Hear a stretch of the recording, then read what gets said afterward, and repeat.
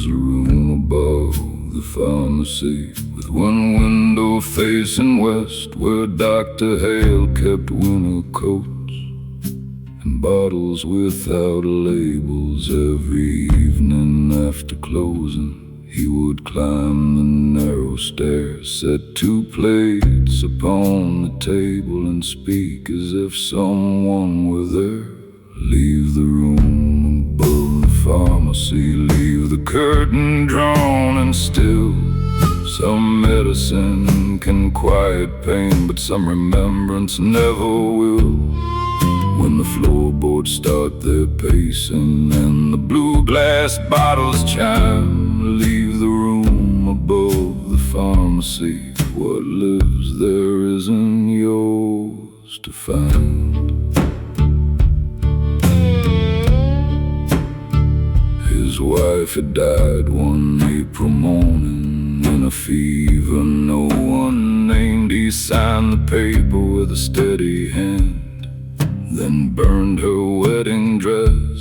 But the nurse who washed the body found dark powder on her tongue, and a silver spoon still warm beside the medicine he had brung. Leave the room above the pharmacy, leave the curtain drawn and still.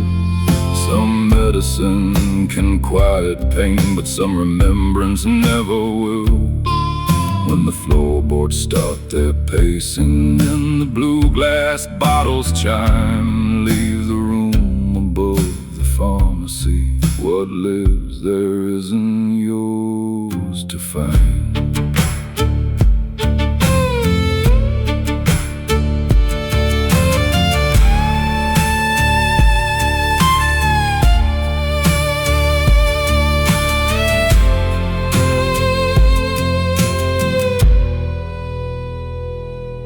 Years later, when the doctor vanished, they broke the upstairs lock, found two chairs pulled near the window, and her hair inside a box. On the table lay a prescription written in his careful hand.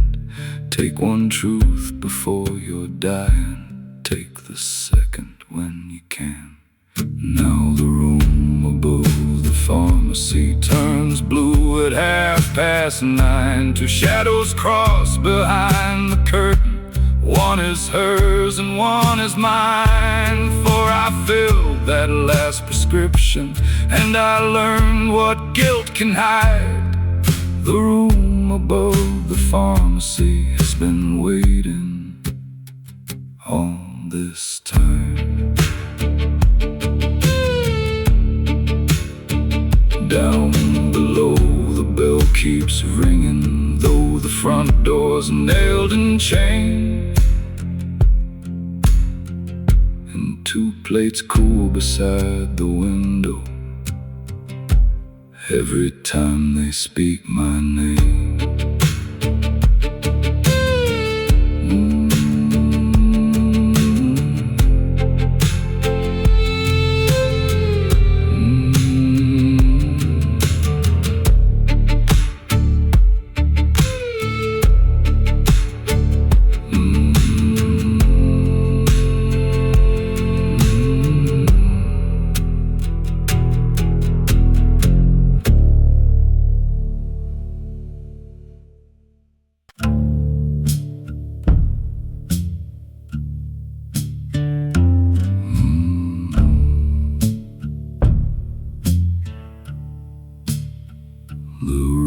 Took the lower pasture and the bridge to Harlan Road, left a dead mule in the orchard and our hymn book in the mud.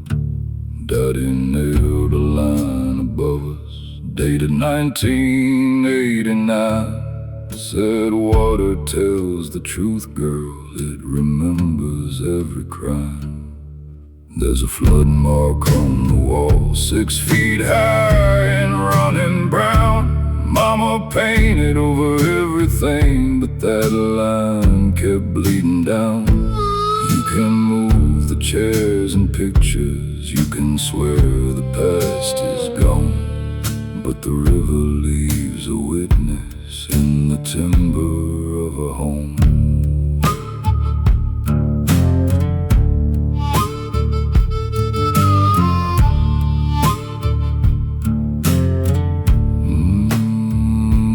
I was 17 that August when the sheriff crossed our field with my father's silver pocket watch and a warrant never sealed. Mama stood beside the screen door, held her apron like a shield. Daddy vanished past the cotton rows, and the river kept him still.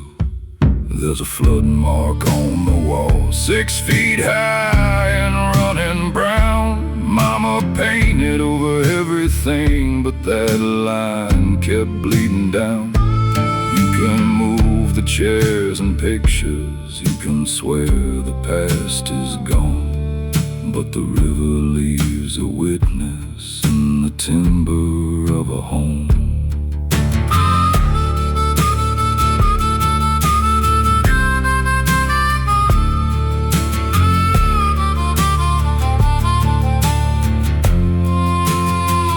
Last night thunder shook the rafters and the floorboards turned to cold. I heard boots cross through the kitchen, heard that pocket watch unfold. Then a voice behind the wallpaper said the water's coming fast. I struck a match and saw my father standing waist deep in the past. Now the flood mark on the wall climbs an inch each time it rains. Mama's flowers bend toward the window like they're listening for his name. I have packed one dress and Bible, but I know before I'm gone that the river leaves a witness and the witness carries on. At sunrise, Harlan County found the house without a door, just a pocket watch still ticking on the muddy kitchen floor.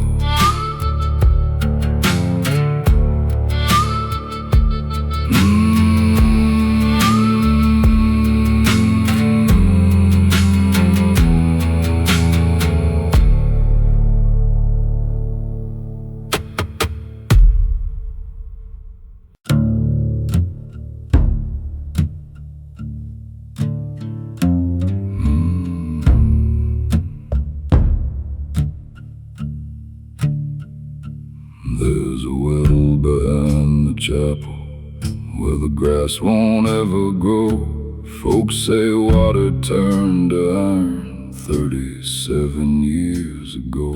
Old Miss Carter leaves a wildflower on the stones each Sunday noon. Then she walks home through the cornfields before the rising of the moon. Don't draw water from that well. Don't lean close and speak your name. Some things buried under mercy still remember why they came. When the bucket strikes the darkness, you can hear the old rope groan. Don't draw water from that well unless you mean to carry something home. Her father preached the book of Matthew with a voice that shook the glass, but every sermon ended early when a freight train thundered past. One September after harvest, his youngest girl was gone. They found one shoe beside the hedgerow and her ribbon near the pond. Don't draw water from that well. and speak your name. Some things buried under mercy still remember why they came. When the bucket strikes the darkness, you can hear the old rope groan. Don't draw water from that well unless you mean to carry something home. Last winter Miss Carter found me with a shovel in my hand. She said, boy, the dead ain't restless, it's the living who can't stand. Then she placed that faded ribbon in the pocket of my coat, and the chapel bell rang once, though no hand was on the rope. I drew water from that well. I leaned close and spoke her name. The wind went still across the cornfield, and the church windows filled with rain. When the bucket reached the daylight, there was nothing there but stone and a little blue ribbon that I swear I'd left at home. Now each Sunday after midnight, someone walks the chapel ground, and the well behind the altar makes a slow and hollow sound.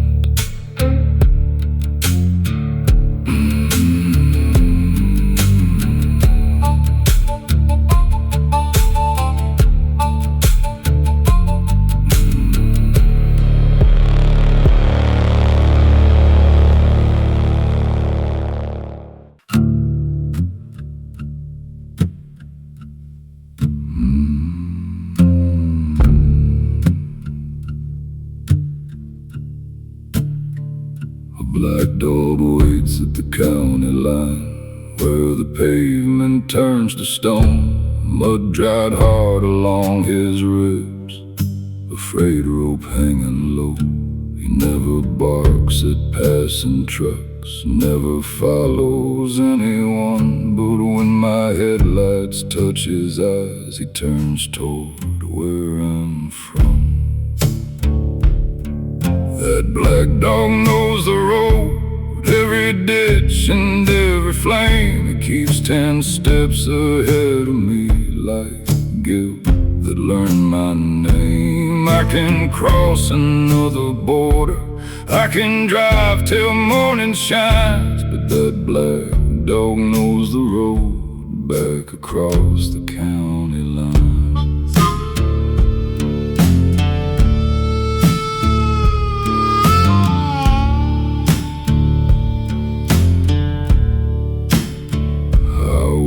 Town's red fireman coat the night the Benson farmhouse burned. Mrs. Benson screamed, my boy's upstairs, but I saw where the floorboards turned. Old man Benson kept his payroll in a box beneath the stairs. I carried out $3,000 while the child was breathing there. That black dog knows the road, every ditch and every flame. He keeps 10 steps ahead of me, like guilt that learned my name. I can cross another border, I can drive till morning shines, but that black dog knows the road back across the county line.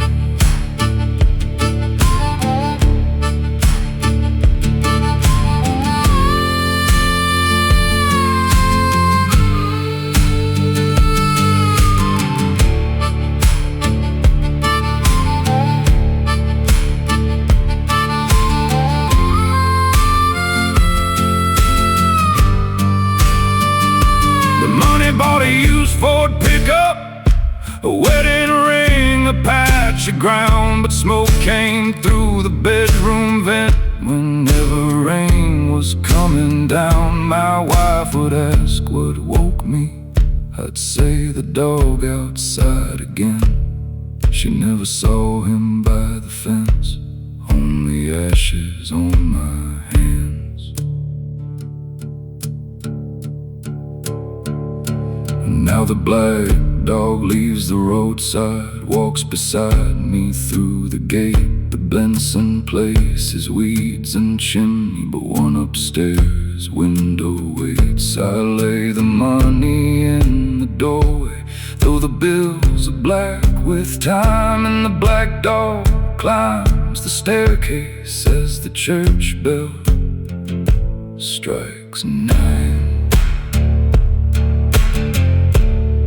At dawn they found my truck still running, driver's door thrown open wide. 2 trails cross the burned out garden, one in boots and one in fire.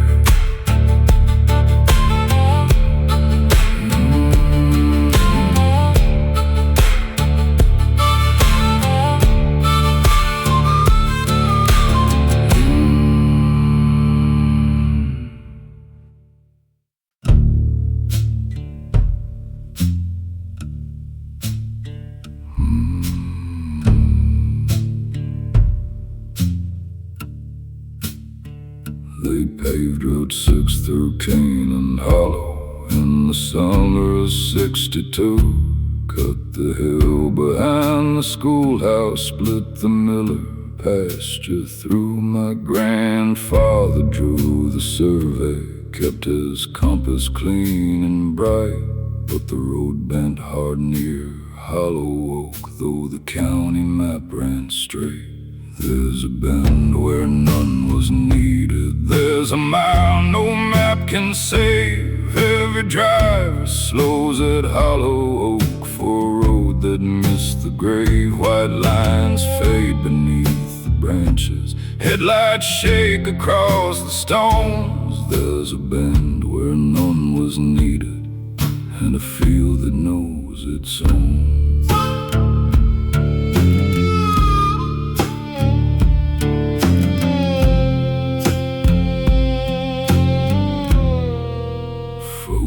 Said limestone broke the plow blade, said the hillside wouldn't hold. Granddad blamed the springtime water and the softness of the road. But inside his metal survey box, wrapped in oilcloth dry and brown, I found 12 names drawn in pencil where the highway should run down. There's a bend where none was needed. There's a mile no map can save. Every driver slows at Hollow Oak for a road that missed the grave. White lines fade beneath the branches, headlights shake across the stones. There's a bend where none was needed, and a field that knows its own. Those 12 belonged to quarry workers, buried poor without a stone. The company paid Granddad money to mark the hillside bare and lone. He moved the road but kept the payment, kept their names beneath his bed. Said I spared them from the highway. Mama said, you sold the dead.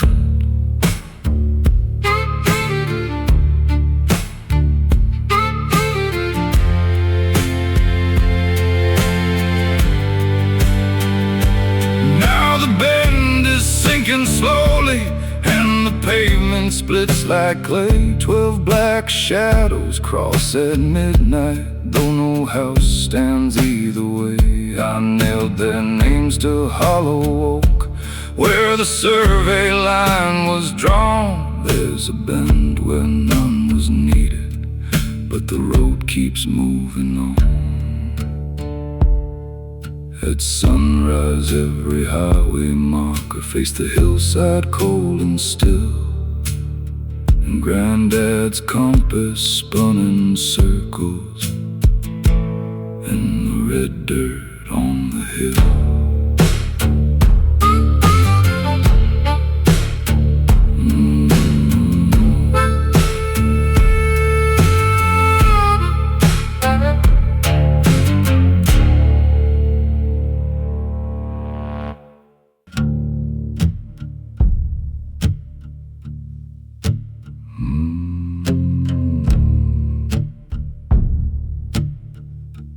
In the winter of the fever, Dr. Wynn rode house to house with a leather bag of bottles and a gray mare shore of route. One night a sharecropper's daughter came barefoot through the sleet.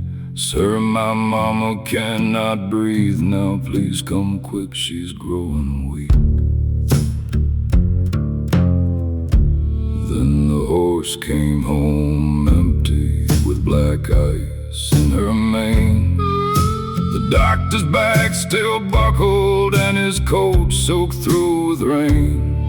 No blood marked the saddle, no tracks turned from the road. The horse came home empty, but she carried what he owed.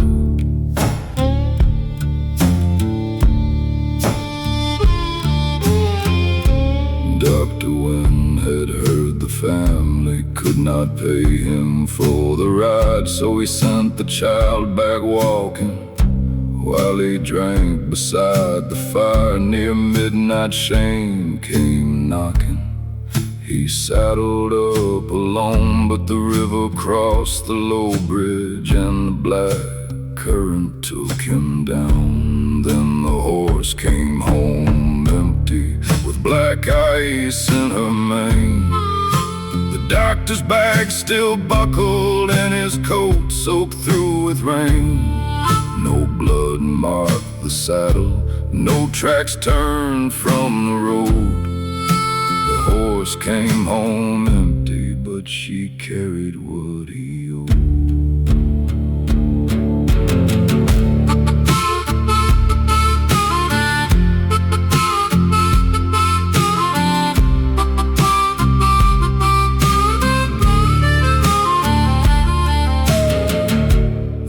Died before the morning. The little girl was gone by spring. Folks said kinfolk came from Georgia. No one saw them take a thing. But every year when water rises, that gray mare crosses town, stopping first beside the doctor's grave, then at the sharecropper's ground. And the horse comes home empty, though she's been dead 30 years, with a child's handprint on the saddle and the bridle wet with tears. She waits outside each rich man's doorway till a lamp burns in the cold. The horse comes home empty, still collecting what is owed. Last night she stopped beside my window. I heard one small voice say, "You heard your neighbor calling. Will you turn your face away?"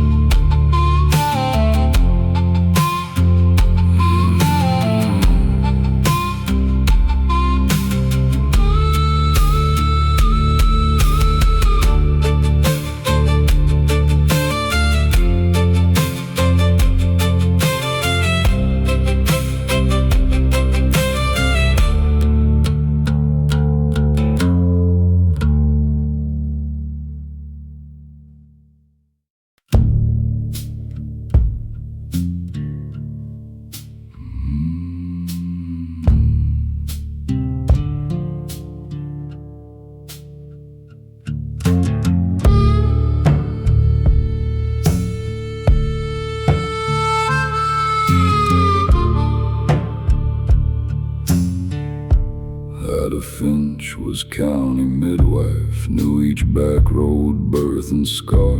Kept clean towels beside the wood stove and a lantern in her car. But one December near Black Hollow, someone knocked through sleet and wind. Ada stood behind the curtain and would not let the woman in. There's a salt line across the doorway, white as bone against the floor. Ada sweeps it every morning, by midnight it's there once more. You can bar the cold from entering, you can nail the windows tight, but the salt line across the doorway marks who stood outside that night.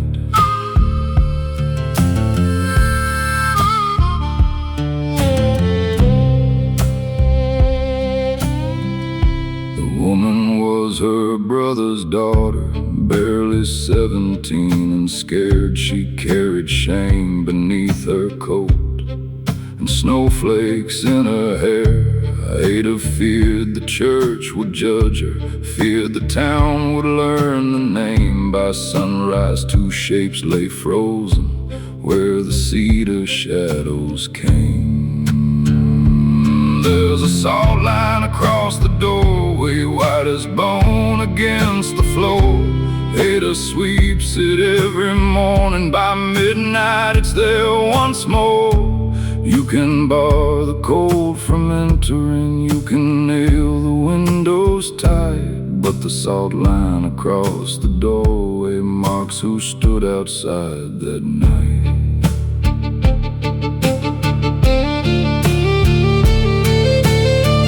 Years went by, the house stood empty, still a cradle across the room. Neighbors heard a young girl humming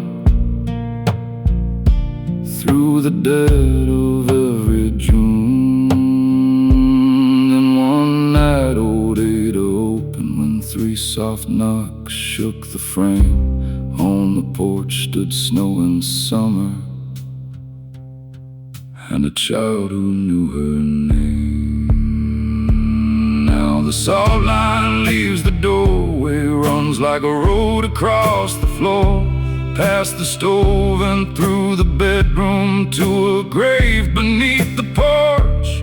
You can hide behind your goodness, you can pray till morning light, but the salt line tells the living who they left outside that night. They found Ada in the cradle with white salt upon her hair, and 2 wet footprints crossed the kitchen, but no one else was there.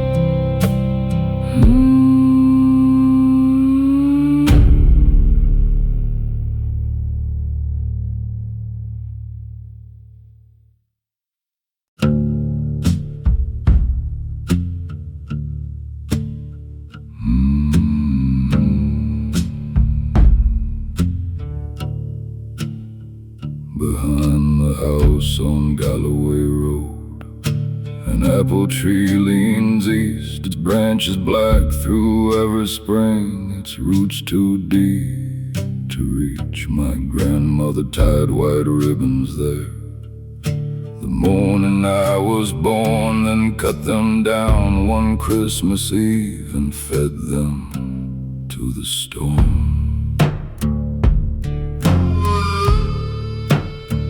The apple tree blooms in winter when the ground is iron and white. Red fruit hangs beneath the branches only on the coldest nights. You can taste one and remember every promise you betrayed. That apple tree blooms in winter, but its fruit won't let you stay.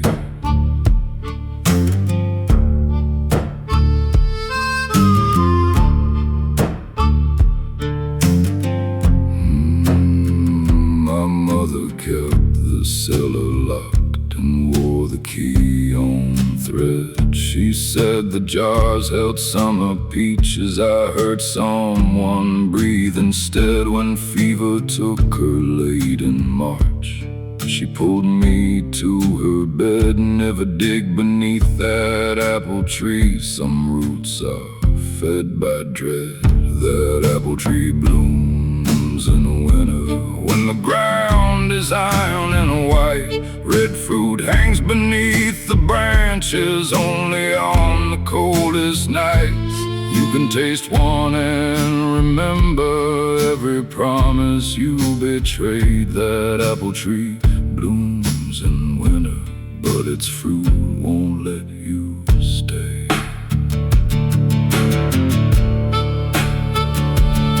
I dug there after Mama's burial, while sleet erased the road. Found a child's brass button and a chain gone green with mold. Then the cellar door swung open, though the key was in my hand, and a little voice behind me said, "Sister, now you understand." Now the apple tree blooms in winter, and two shadows cross the snow. One belongs to who was buried, one to who refused to know. I took one fruit between my fingers, heard my mother start to pray. That apple tree blooms in winter, and tonight I mean to stay. By morning every branch was empty, every ribbon tied again, and two small sets of footprints stopped where the roots went in.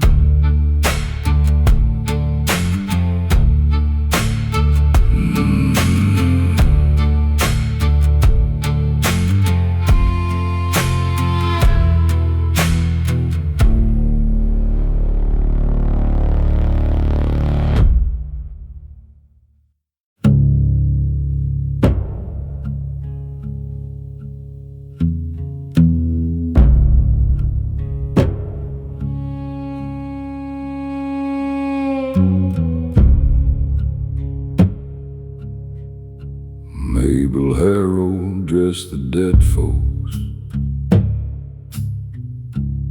in a room behind the stairs, closed their eyes with gentle fingers, combed the river from their hair. Her father kept a black-bound ledger locked beneath the embalming room, with one page torn clean from the binding, and one name missing from the tomb. Every grave has got a number, every coffin has a name, but the ledger at Harrow's home keeps one secret from the clay.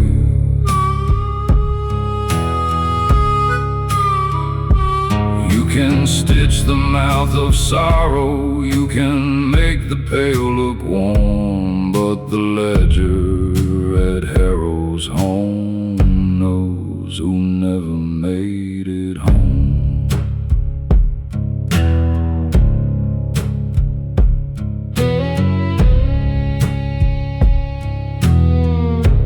In the winter of '63,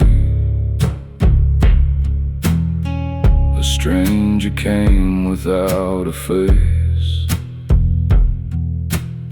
Sheriff Boone called him a drifter, said, put him in the pauper's place. Mabel found a wedding picture sewn inside his Sunday coat. Her own mother by the courthouse, and her father's name below. Every grave has got a number, every coffin has a name, but the ledger at Harrow's home keeps one secret from the clay.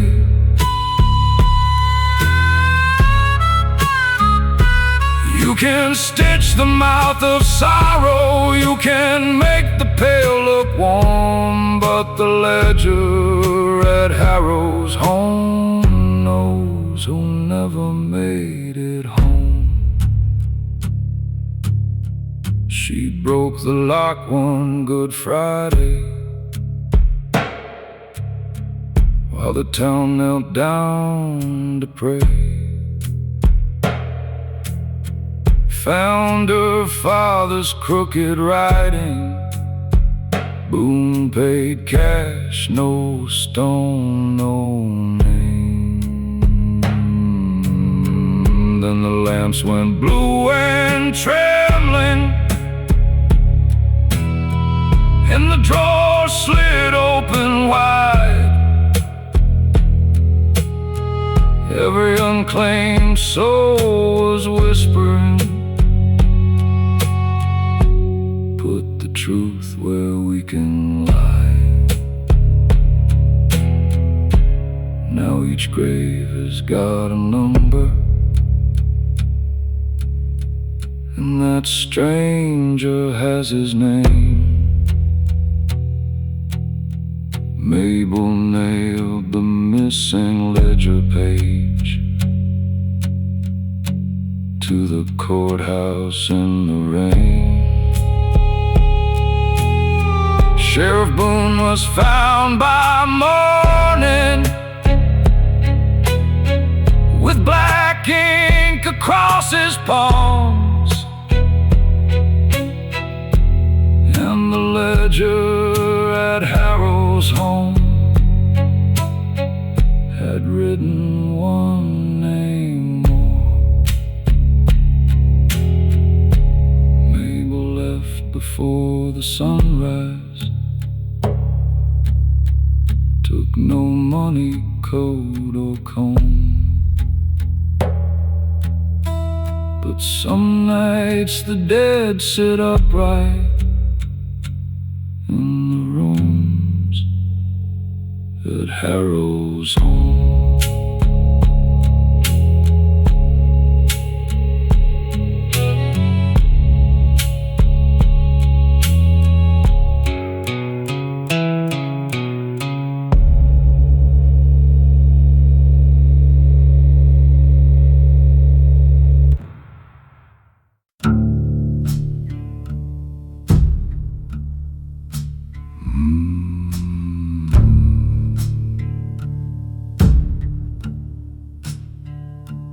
There's a payphone at mile 9 where the county blacktop ends. Its cord was cut 3 winters back.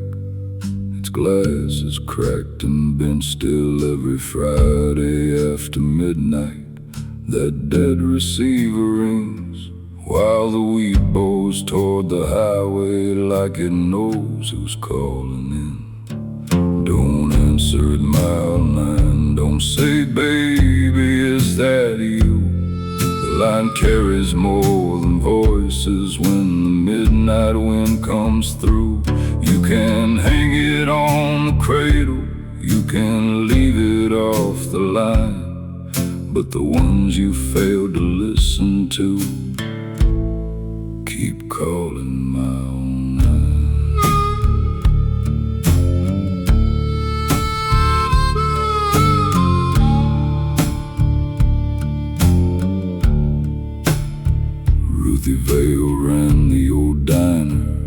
keep the coffee black and hot.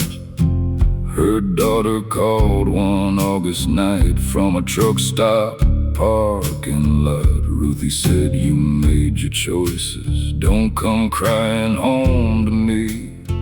Then she wiped the counter slowly while the girl begged for a key.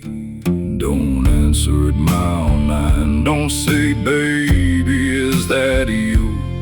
The line carries more than voices when the midnight wind comes through. You can hang it on the cradle, you can leave it off the line, but the ones you failed to listen to keep calling mile 9.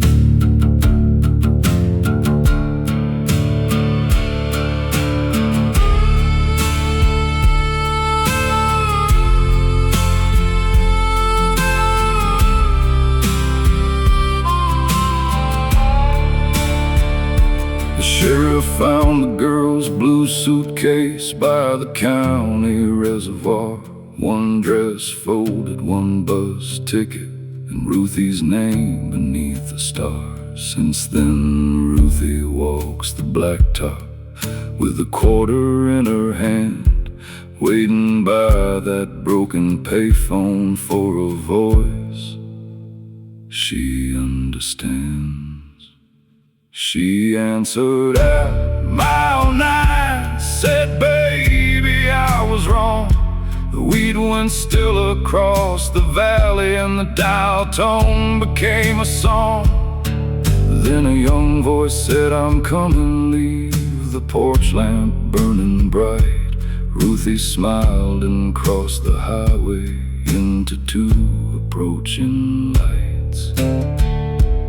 Now the diner opens nightly, though the windows all are blind, and a warm cup waits beside the register for the girls who call mile 9.